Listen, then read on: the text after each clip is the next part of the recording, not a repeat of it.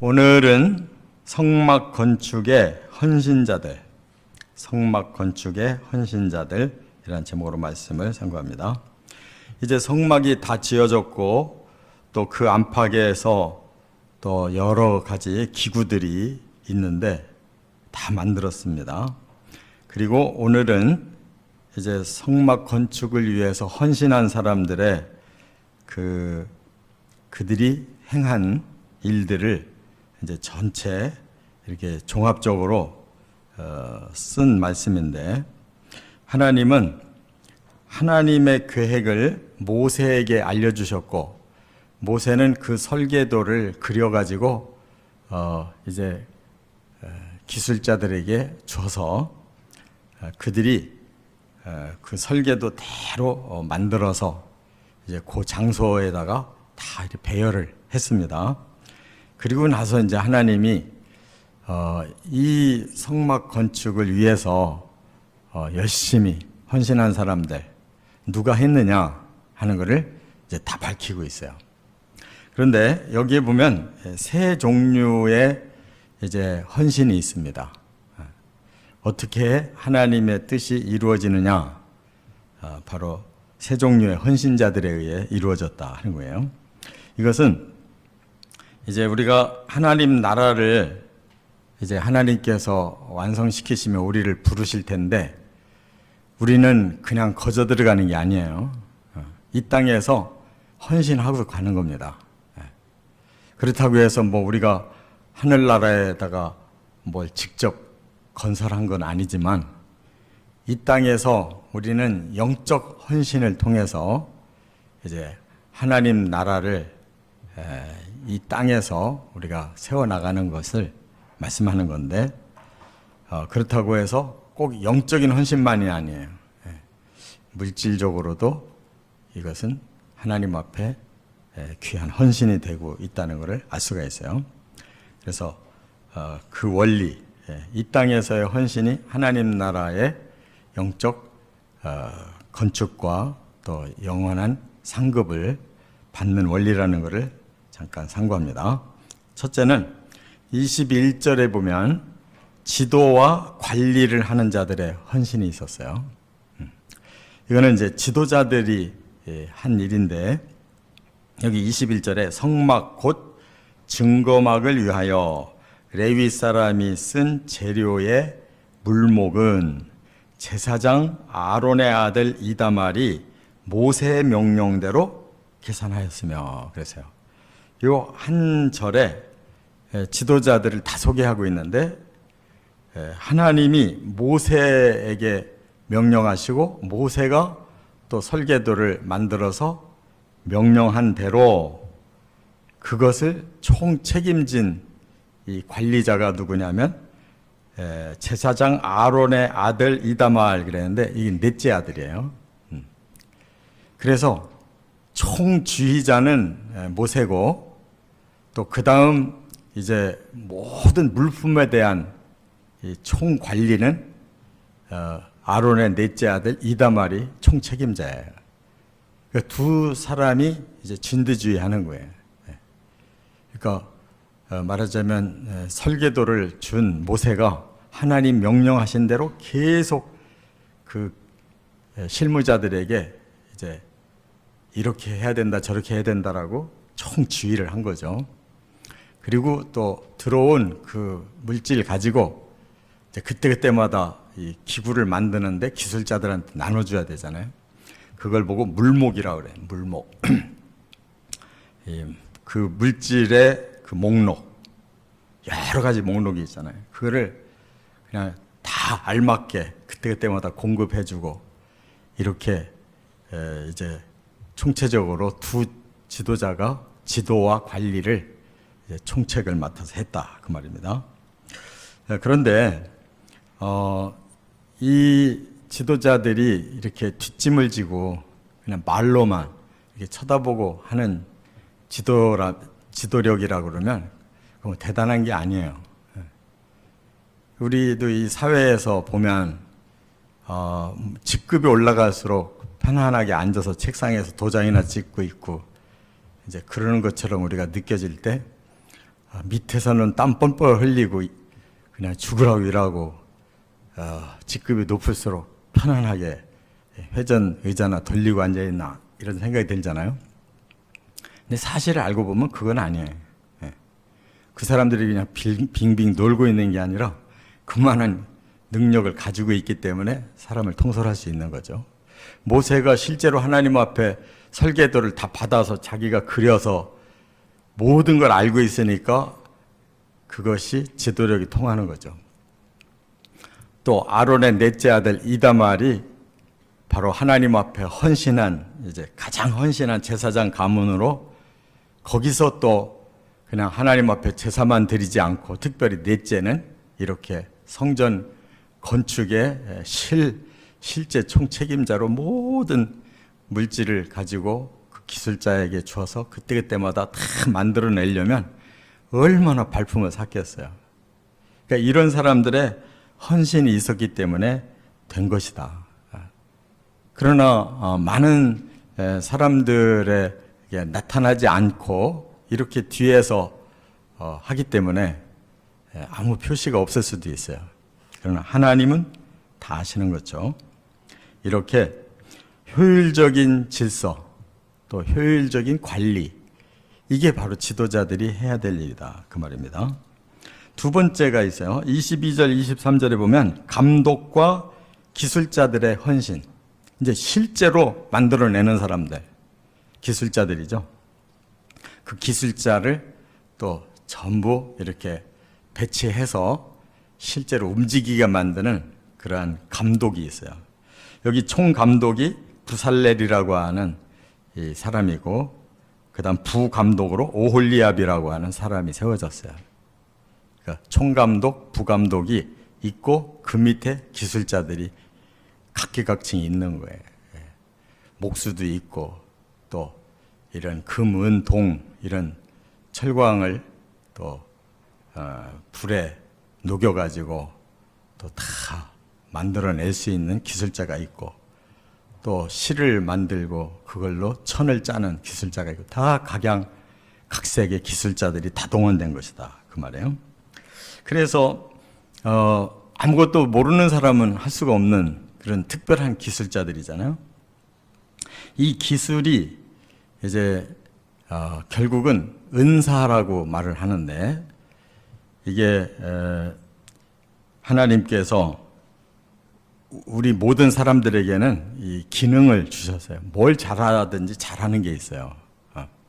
그래서 우리가 아이들도 이렇게 태어나서 보면 그가 관심 있는 게 다 다르거든요. 또 뭔가 가르쳐 준 적도 없는데 뭐 어떤 점은 아주 그런 것을 꽤 잘하는 그런 아이들이 있잖아요. 그래서 이 세상이 이렇게 공평하게 하나님 주신 은사대로 다 움직이는 거예요. 뭐 한 가지만 다 잘하면 큰일 나잖아요. 각계각층에 필요한 모든 은사가 하나님께로부터 내려왔다. 그 말이에요. 그래서 이거를 구약에서는 투부라고 그래요. 투부.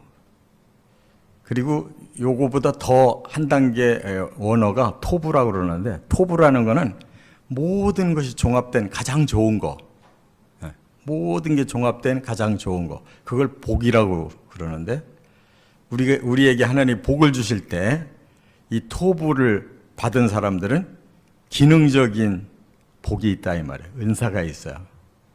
그래서 제가 교회에서 이렇게 설교할 때는 목사 혼자 다 하는 것 같은데 그게 아니잖아요. 저는 설교만 할 뿐이지 이 성경 가지고 뜻을 깨닫고 전달할 뿐이지 저 혼자 아무 일도 못해요. 모든 성도들이 다 합해서 그 은사가 각양의 그 기능을 이루어 놓을 때 이제 전체가 이렇게 아름답게 헌신이 된다 그 말입니다. 그래서 이것을 신약에서는 이제 카리스마라고 그래요. 카리스마. 보통 세상에서도 저 사람 카리스마가 있다 그러면 그게 사실 영적인 은사를 말하는 건데, 뭔가 특별한 능력이 있는 사람들, 카리스마가 있다 그렇게 얘기하는 거예요.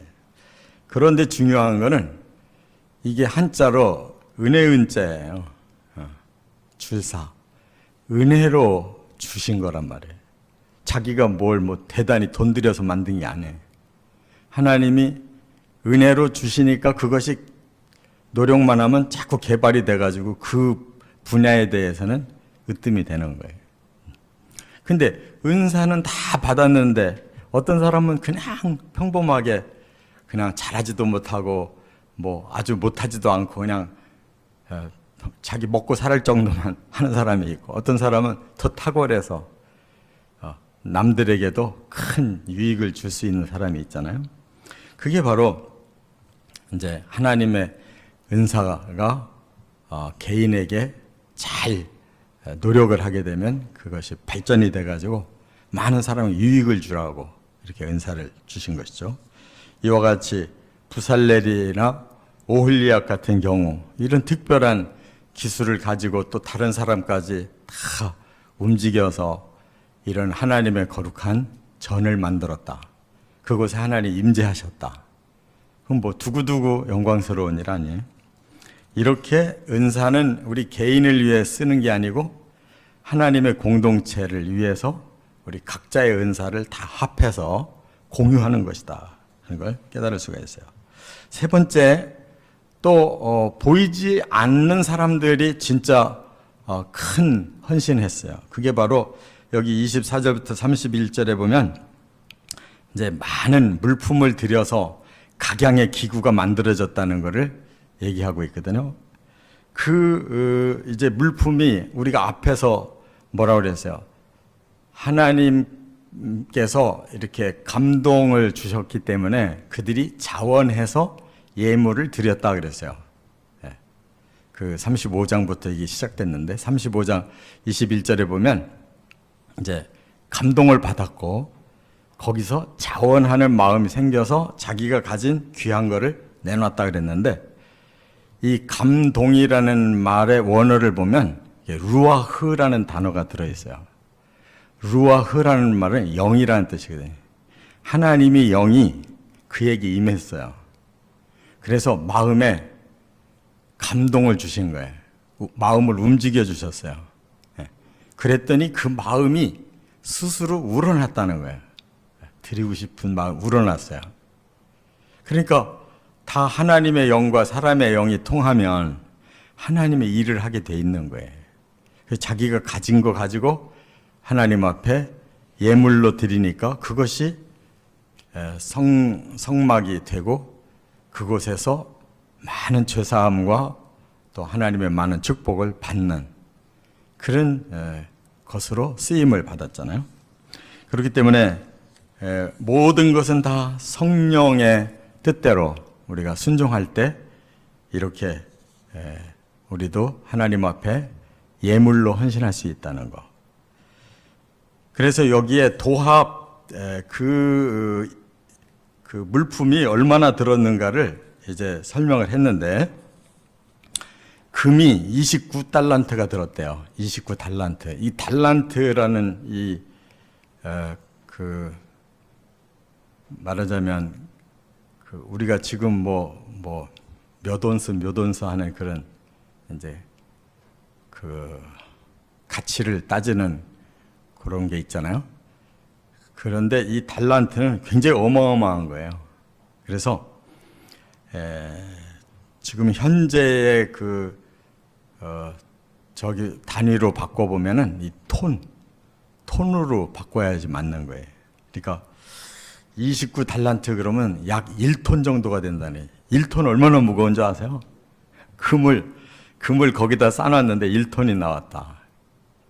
굉장한 거예요. 그래서 요즘 오른 금값으로 따지면 더하고, 제가 예전에 그 금값을 따져봤는데 450억 원이에요. 450억 원. 그러니까 아니 그 시대에 그 인구가 그렇게 많지도 않았는데 애굽에서 얼마나 많이 줘가면서 막 나가달라고 했는지 알 수가 있잖아요. 애굽에 그 금덩어리가 다 나온 것 같아. 이처럼 그것이 전부 하나님 앞에 드려졌단 말이에요. 그러니까 대단한 거예요. 대단한 거. 은은 또 아까 금은 29달란트라고 그랬는데 은은 100달란트예요. 그러니까 굉장한 거예요. 또 놋이 지금도 놋이 굉장히 고가잖아요. 그래서 지난번 올림픽 할 때 보니까 금은 동 그대로 금은 동 메달이잖아요. 그게 하나님이 만드신 이런 철광석 중에 제일 좋은 거예요. 지금까지도 값어치가 있는 거예요. 그래서 이 전체 무게가 6톤이 넘는다고 그래요. 6톤이 넘는데. 그러니까 이런 거 다 계산해 본 학자들도 대단하죠. 그리고 또 뿐만 아니라 이 호마노라고 하는 보석이 있고 또 12가지 보석을 거기 말씀했거든요. 이 흉패에 붙이느라고. 또 각종 실, 청색, 자색, 이런 실이 있었잖아요. 배실. 이런 실을 또 내놓은 사람이 있고 그거 가지고 짜서 또 이렇게 천을 만드는 사람이 있고 다 다르잖아요. 그래서 성막의 천정을 다 천으로 덮었단 말이에요. 그리고 또 가죽을 바친 사람들 있잖아요. 염소 털 가죽이니 양 가죽이니 해달 가죽이니 이런 가죽을 바친 사람이 있어요. 또 이 처음 이렇게 벽 같은 거 세울 때 기구 같은 거 만들 때 전부 조각목이라고 하는 나무 가지고 만들었잖아요. 좋은 나무를 바친 사람들도 있고 하여간 많은 종류의 그 물품이 다 그냥 다 자원하는 마음으로 낸 거였어요. 그런데 또 그렇게 낼 뿐만 아니라 또 12지파의 그 우두머리들이 솔선수범해서 제일 먼저 냈다고 그랬잖아요. 뿐만 아니라 오늘 본문에 보면 이제 20세 이상 되는 장정들이 하나님이 우리를 죽음에서 살려주셨다라는 것을 기념하기 위해서 또 냈거든요. 그들이 숫자가 60만이 넘어요. 60만 3,550명이었어요. 그 사람들이 20세 이상 장년들이라고 해요. 그들이 하나님이 살려주신 생명의 그 은혜를 깨닫고 냈단 말이에요.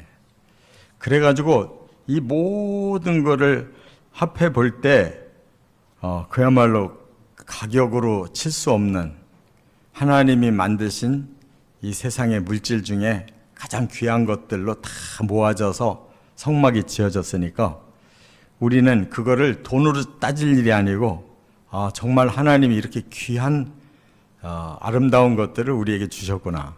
그러니까 우리는 다시 하나님 앞에 그 아름답고 귀한 것으로 이렇게 하나님을 위해서 영광을 돌리고 또 그 하나님이 우리에게 오시도록 우리가 주님을 사모하고 이게 신앙의 원리라는 것을 깨닫습니다.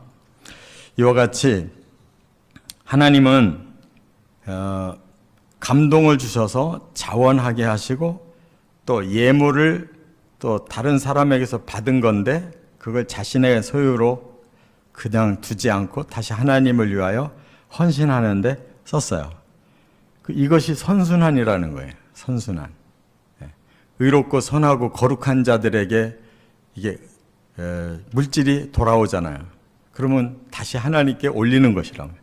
하나님은 사람에게 내려주고 사람은 또 다시 하나님께 올리고 이게 물질의 선순환이 돼야 이 세상이 편안하게 사는 거예요.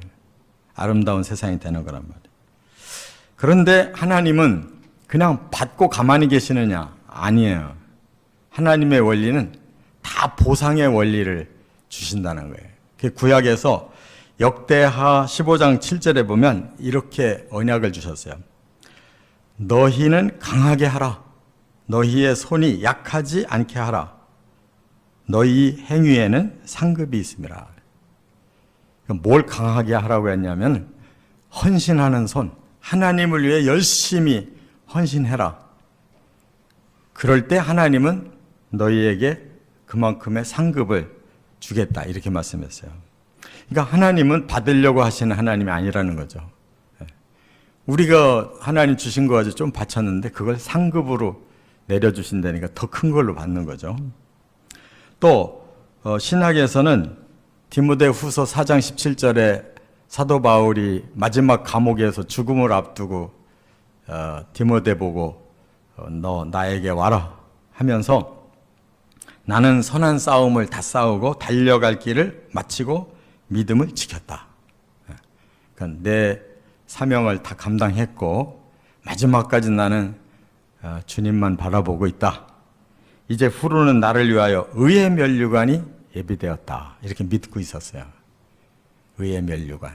그러니까 이 의가 천국에서는 가장 귀한 일이잖아요. 의로워야 들어가니까.